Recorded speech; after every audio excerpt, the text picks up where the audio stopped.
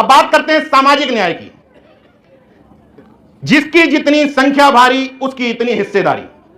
मुझे थोड़ा सा तकलीफ है इस नारे से, वजह बता देता हूं। किस नारे को आप किस संदर्भ में गढ़ रहे हैं?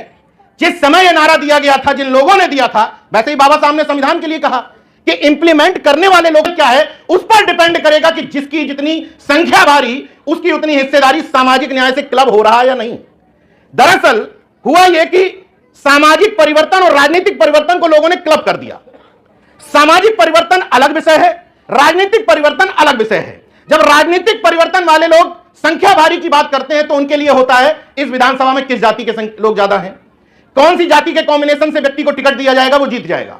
लेकिन जब सामाजिक परिवर्तन का व्यक्ति कहता है हिस्सेदारी और संख्या भारी, तो यह ख्याल रखता है कि मंच पर चौरसिया भाई है या नहीं, हमारा प्रजापति भाई है या नहीं, हमारा नाई भाई है या नहीं, हमारा खटीक भाई है कि नहीं, हमारा वाल्मीकि भाई है कि नहीं।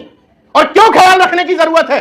कितने भी नारे लगा लो, कितने भी कार्यक्रम कर लो, जब तक बीजेपी के इस एजेंडे को नहीं समझोगे, आप पीछे रहो, उन भाइयों को आगे करो। यह वक्त की जरूरत है।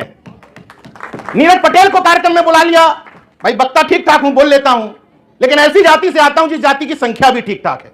लक्ष्मण यादव को बुला लिया, संख्या ठीक ठाक है, राजनीतिक दुकानदारी भी ठीक ठाक है इस समाज की, मतलब फैक्ट बोल रहा हूं।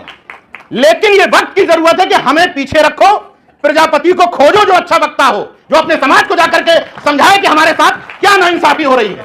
क्योंकि जब हम लोग ये बात बोलते हैं तो कहते हैं इनकी दुकानें तो ठीक चल रही हैं, ये तो इधर भी फिट है उधर भी फिट है, अब आके देखो इस मंच पे भी फिट हो गए। तो ये वक्त की जरूरत है कि हम ऐसे लोगों को खोजें और संख्या भारी और हिस्सेदारी के चक्कर में ये केवल गुणागणित में न लग जाएं। जिन लोगों को आपने छोड़ दिया संख्या भारी के चक्कर में, वही बीजेपी का मूल वोटर इस समय बना हुआ है। उन 36% पर ध्यान देने की जरूरत है, उनको इज्जत सम्मान बख्शने की जरूरत है, क्योंकि उनको आपसे और कुछ नहीं चाहिए, यही इज्जत सम्मान चाहिए। दूसरा सामाजिक न्याय क्या है? दूसरा सामाजिक न्याय यह है, जब मैं कुर्सी पर बैठा हूं तो मेरे सामने अगर दो जातियों का झगड़ा सामने आए तो मैं उस समय कुर्सी पर बैठा हुआ यह ध्यान ना रखूं कि मेरी जाति का कौन है और दूसरा कौन है। उस समय मैं यह ध्यान रखूं कि वास्तविक गलत किसके साथ हुआ है और नाइंसाफी